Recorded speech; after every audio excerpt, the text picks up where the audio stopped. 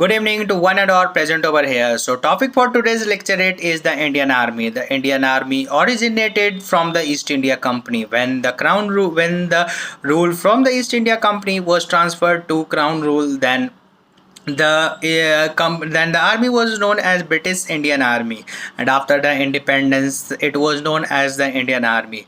Indian Army are made to ensure the external threat and also the internal security and the external aggression.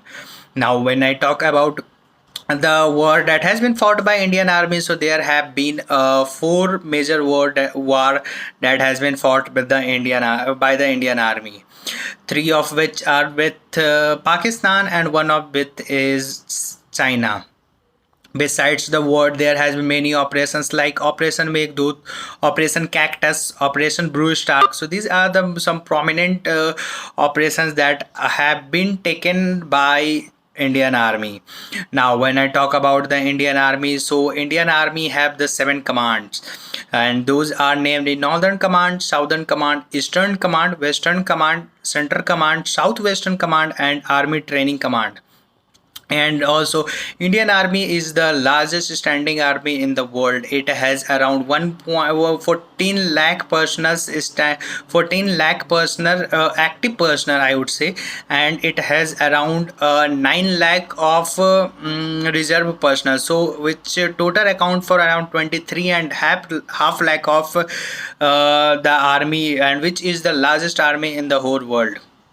Now, when I talk about the equipments that are being used by the Indian Army, so very advanced technologies are being used by the Indian Army, but most of the equipments, let it be aircraft, artillery, guns, or drones, whatever it is, so all of these are, most of them are imported from the different countries. Although the government of India has initiated so many initiatives to make and promote the indigenous product, and the DRDO, Hindustan Aeronautical Limited, and also the Ordnance Factory Board. So these three have come up combinedly to make and participate in the active program launched by the government, so that the more of the product could be made indigenously.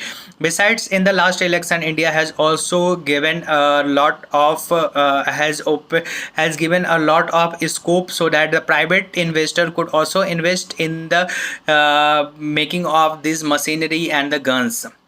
Now, looking forward, then Indian Army is currently facing a lot of challenges that it need to tackle. The first one is terrorism. Beside terrorism, there are two of our neighboring country with whom we have fought war, and the situation between with this country are quite often deteriorating. So Indian Army is now preparing for a 2.5 front war. The one would be from the Pakistan, that would be from the western part, and the other would be from the China. And also parallelly they are also planning to tackle with the war with the terrorists. So these Indian personnel have called it a 2.5 front war. Looking for this, we expect that